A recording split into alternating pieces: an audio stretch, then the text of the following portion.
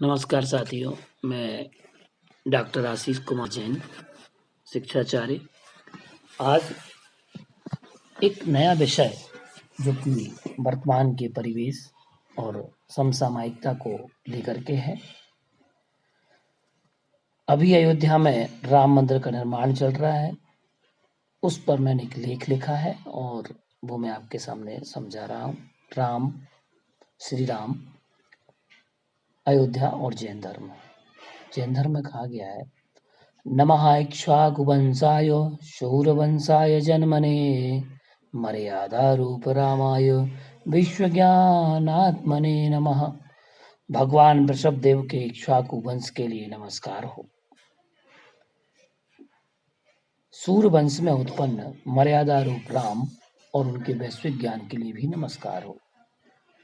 इक्ष्वाकु वंश में भगवान वृषभदेव का जन्म हुआ। उसी परंपरा में सूर्यवंश एक प्रशाखा के रूप में आया और उसी सूर्यवंश में भगवान श्री राम मर्यादा पुरुषोत्तम जो थे, उन्होंने भी जन्म लिया। उनका वैश्विक ज्ञान अद्भुत था। जैन धर्म में राम शब्द की व्याख्या सुनिए। राम केवल शब्द नहीं है, राम एक व्यक्तित्व है। पर समझने के लिए राम शब्द की व्याख्या शास्त्रों में इस प्रकार प्राप्त होती है। राम शब्द संस्कृत की रम धातु और घिय प्रत्यय के संयोग से निष्पन्न होता है। रम धातु का अर्थ रमण करना, निवास करना, विहार करना होता है। वे प्राणी मात्र के हृदय में निवास करते हैं, या यूं कहूं कि प्राणी मात्र के हृदय में रहने वाले अगर कोई है तो वह राम है। जिन राम का भ्रमण रमण प्रत्येक प्राणी मात्र में होता है। जैन धर्म में कहा गया है, रमन्ते योगिनः यस्मिन् स रामः। जिनमें योगी जन रमते हैं वह राम है। वे केवल सीता के ही राम नहीं, वह केवल दशरथ के ही राम नहीं, वे केवल अयोध्या के ही राम नहीं, वे केवल पारिवारिक संबंधों में बंधे राम नहीं हैं। वे तो प्रत्येक आत्मा में रमने वाले राम हैं। यह व्यापक अर्थ जैन धर्म के राम का है। कहा भी गया है, रमते कणे कणे इति रामः। जो कण कण में राम है, या यूं कहें कि कण कण राममय है या राममय कण कण में है। यह बात यहाँ कही गई है। राम पारिवारिक संबंधों से ऊपर है, परे है, वह संबंधातीत है, वह पारिवारिक संबंधों से बहुत ही अलग हैं। जैन धर्म के वाल्मीकि रविशरणाचार्य विरचित पद्म पुराण नामक ग्रंथ में श्री राम को 8वां बलभद्र बताया है। उसी जन्म से निर्वाण पद प्राप्त करने वाले तद्भव मोक्षगामी जीव के रूप में उन्हें स्वीकार किया गया है। बलभद्र जो होते हैं जैन धर्म के अनुसार, वह हिंसा के विरोधी होते हैं, वह अहिंसा प्रवृत्ति के होते हैं, जिसमें श्री राम के संपूर्ण चरित्र को जीवन, मर्यादा, श्रेष्ठ पुत्र, श्रेष्ठ पिता, श्रेष्ठ पति, श्रेष्ठ राजा एवं ज्ञान, वैराग्य तथा अध्यात्म का प्रतीक माना है। जैन धर्म के पद्म पुराण में तथा प्राकृत भाषा में लिखित पौंचरियों में बहुत ही बृहद उल्लेख है, जो प्राकृत भाषा जन भाषा थी। जैन बीजाक्षर विज्ञान के अनुसार राम शब्द का अर्थ र, आ और मा से राम बना है। तो यहाँ हम देखते हैं रा बीजाक्षर जो है वह अग्नि बीज है, जो शुभाशुभ कर्मों को जलाकर समाप्त कर स्वर्ग नरक पशु गति के फल का अभाव करने में सक्षम है। ऐसे हैं राम। आ जो सूर्य बीज है, भानु बीज है, जो मोह रूपी अंधकार को दूर कर अनस्वर शांति देने में सक्षम है, बेराम है। माँ चंद्रबीज है, जो अमृत से परिपूर्ण अखंड चैतन्य आत्मा के ममत्व भावना को दूर करने में, मर्यादा संयम में बांधने की क्षमता रखते हैं, बेराम है। अर्थात जैन धर्म के इन बीजाक्षरों के उल्लेख को अगर हम देखें तो यह उल्लेख निश्चित ही कर्म को हनन करने वाली पद्धति को बताने वाले राम हैं। उस कर्म की पद्धति को तोड़ने में संलग्न रहने वाले राम हैं, जो प्रजा का अंधकार तो हरते ही हैं, साथ में स्वयं मोह रूपी अंधकार को दूर करने में सक्षम है। अखंड क्षमता है, चैतन्य है उनकी आत्मा में। अयोध्या के नाम अवध, कौशल, अपराजिता, साकेता आदि नाम शब्दकोशों से प्राप्त होते हैं। अयोध्या शब्द का सर्वोपरि अर्थ ये है कि जहाँ युद्ध ना हुए हों। दूसरा अर्थ है जिस युद्ध में हराया ना जा सके अथवा जिससे कोई युद्ध की इच्छा ना रखता हो, वह है अयोध्या। दूसरा शब्द है अपराजिता, जो अपराजेय है वह अयोध्या है। तीसरा अवध, जहाँ प्राणी मात्र का भी वध ना हुआ हो, अहिंसक, ऐसी है अयोध्या।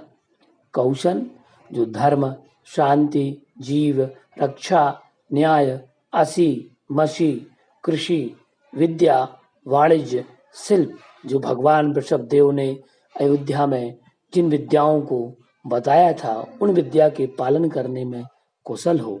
इसके साथ साथ वह अन्य विद्याओं में भी कुशल हो, वह है अयोध्या।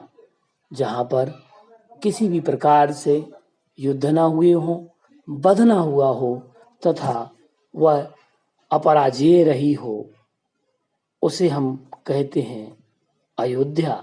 और अयोध्या में भगवान जैन धर्म के प्रथम तीर्थंकर, आद्य पुरुषकर्ता तीर्थंकर वृषभदेव का जन्म हुआ था। ऐसी अयोध्या राममय थी और उसी परंपरा में, उसी नगरी में भगवान राम ने जन्म लिया। जैन धर्म का सनातन संबंध है। जैन धर्म के 24 तीर्थंकरों में से 20 तीर्थंकरों की जन्मस्थली जैन शास्त्रों में सनातन नियम के रूप में उल्लेख प्राप्त होने से इसे शाश्वत भूमि कहा जाता है। जैन संस्कृति के अनुसार काल चक्र को 6 काल संज्ञाओं में विभाजित किया गया। जब कई कल्प काल व्यतीत हो जाते हैं तब हुंडाव सर्पणी काल आता है, जिसमें सब यथावत रहता है पर कुछ विसंगतियां रहती हैं। उन्हीं विसंगतियों में एक विसंगति यह थी कि वर्तमान के 24 तीर्थंकरों में केवल 5 तीर्थंकरों का जन्म अयोध्या में हो पाया, जिसमें जैन धर्म के प्रथम तीर्थंकर भगवान वृषभदेव का जन्म 14वें मनु कुलकर के नाभिराय के यहाँ हुआ। माता मरुदेवी के गर्भ से इनके अतिरिक्त श्री अजितनाथ भगवान, श्री अभिनंदन नाथ भगवान, श्री सुमतिनाथ भगवान, श्री अनंतनाथ भगवान का जन्म भी अयोध्या में ही हुआ। जैन शास्त्रों में जहाँ तीर्थंकर का जन्म होता है, वहाँ गर्भ के 6 माह पूर्व से जन्म तथा जन्म तक कुल 15 माह तक कुबेर इंद्र के द्वारा प्रहर क्रम से रत्नों की वर्षा करता है। इसलिए उस भूमि को हिरण्यगर्भा, रत्नगर्भा, स्वर्णगर्भा आदि नामों से उल्लेखित किया गया है। जैन धर्म ग्रंथों में श्री शम्मेश्वर एवं अयोध्या को शाश्वत भूमि के रूप में स्वीकार किया गया है। यह शाश्वत भूमि है जिसका विनाश कल्प काल के अंत में भी नहीं होता, केवल दोनों के ध्रुव परिवर्तित होते हैं।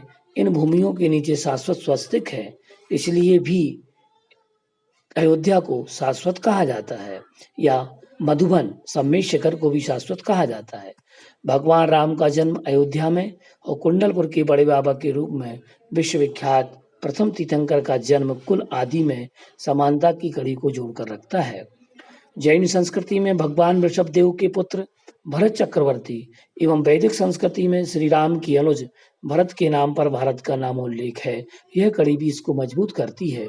लेकिन वायु पुराण में, अग्नि पुराण में, ऋग्वेद में आदि वैदिक कई पुराण ग्रंथों में भगवान वृषभदेव और उनके पूर्वज अजनाब कर के नाम पर इस भारतवर्ष का नाम था अजनाब वर्ष। इसके उपरांत भगवान वृषभदेव के पुत्र भरत के नाम पर भारत का नाम का नामकरण का उल्लेख उपस्थित होता है। दूसरी कड़ी को हम देखें, द्वितीय तीर्थंकर भगवान अजितनाथ के समय में श्री राम के पूर्वज महाराज सगर चक्रवर्ती एवं भागीरथ का जन्म, गंगा के अवतरण आदि की कथा उत्तर पुराण में आचार्य गुणभद्र स्वामी ने उल्लेखित की है। अतः हम ये कह सकते हैं कि जैन धर्म और अयोध्या तथा श्री राम का तादात्म्य संबंध, अनादि संबंध जैन धर्म का अयोध्या से बैठता है। यहाँ हम इस लेख को राम से जोड़ करके उल्लेखित कर रहे हैं। इसके अतिरिक्त भी अयोध्या और जैन धर्म के कई उल्लेख मिलते हैं। यहाँ केवल मैंने श्री राम, उनकी अयोध्या और जैन धर्म के विषय में उल्लेख किया है। भगवान ऋषभदेव के पुत्र भरत का भारत, इस विषय पर बौद्ध ग्रंथों में भी बहुत उल्लेख मिलता है और भागवत महापुराण में भी उल्लेख मिलता है। मनुस्मृति में तो यह तक कह दिया, कुलादि बीजम सर्वेशाम प्रथमो विमल वाहना चक्षुष्मान यशस्वी वावी चंद्रोवत प्रसेनजित मनुदेवस्य नाविश्य भरतो कुल सत्तमा अष्टमो मरुदेव्याम तु नाभिर्जात उरुक्कुमा। मार्कंडीय पुराण में यह श्लोक मिलता है, ऋषभाद भरतक यज्ञे वीरः पुत्र शताद वरः सोऽभिषिञ्चर्वः